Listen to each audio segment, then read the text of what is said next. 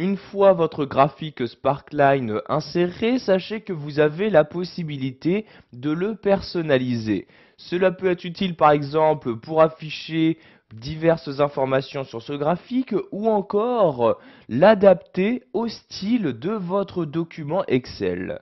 Donc, pour apporter des modifications à votre ligne de tendance, vous devez tout d'abord la sélectionner. Donc, je vais sélectionner ici la première comme ceci en cliquant tout simplement dessus. Donc sachez que dès que vous allez apporter une modification sur cette première ligne de tendance, les modifications vont se répertorier également sur les autres lignes de tendance. En effet, ces autres lignes ont été créées grâce à l'automatisation. Donc dès que je modifie la première, les autres s'apportent donc exactement les mêmes modifications. Donc voyez, dès que j'ai sélectionné ici la ligne de tendance, j'ai un onglet création qui apparaît. Je vais donc cliquer dessus pour l'ouvrir. Tout d'abord, nous allons voir qu'il est possible d'afficher ou de masquer des informations sur ce graphique.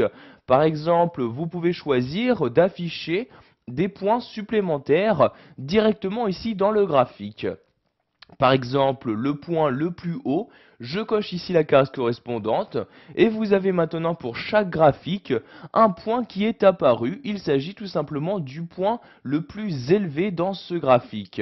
Vous pouvez également faire apparaître le point le plus bas en cochant ici cette deuxième case. Vous voyez, je coche et j'ai maintenant le point le plus bas qui apparaît pour chacun de mes graphiques. De cette même manière, je peux faire apparaître les points négatifs, le premier ou encore le dernier point. Donc ici, je vais décocher ces deux cases-ci pour ne faire apparaître aucun point. Si vous souhaitez faire apparaître tous les points qui ont été utilisés pour créer cette ligne de tendance, vous cochez ici la case marqueur et vous allez tout simplement avoir tous les points qui ont été utilisés. Donc vous voyez ici tous les points qui apparaissent sur chacun de mes graphiques. Nous allons maintenant voir qu'il existe également des styles de graphiques Sparkline, styles qui vous permettront de modifier très rapidement la mise en forme de ces graphiques. Pour faire apparaître tous les styles disponibles, vous allez cliquer ici sur ce bouton-ci. Je clique donc dessus, où s'ouvre alors ce menu pour m'afficher les différents styles.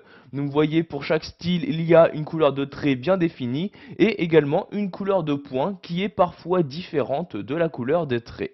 Donc je vais par exemple ici utiliser ce type de graphique là, je clique donc dessus et vous voyez, vous avez les modifications qui s'apportent sur le premier sélectionné mais également sur les autres.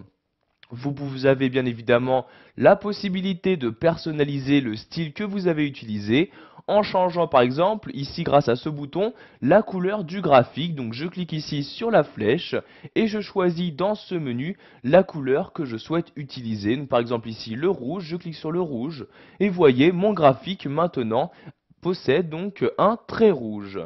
Pour finir, nous allons voir qu'il est possible de personnaliser les axes de votre ligne de tendance. Pour ce faire, vous restez toujours ici dans l'onglet création, mais vous cliquez cette fois-ci ici sur axe comme ceci.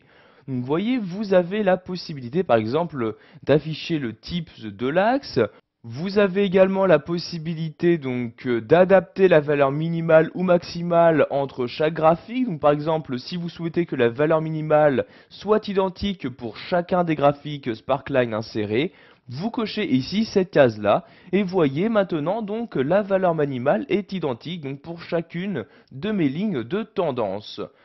Pour retourner à la valeur par défaut, je clique ici sur Axe et je recoche ici automatique pour chaque graphique. Et maintenant pour chaque graphique, il s'agit bien des données de mon tableau qui seront utilisées. Voilà, vous savez maintenant comment personnaliser votre graphique Sparkline, par exemple en y faisant apparaître différents points, en y appliquant différents styles, etc.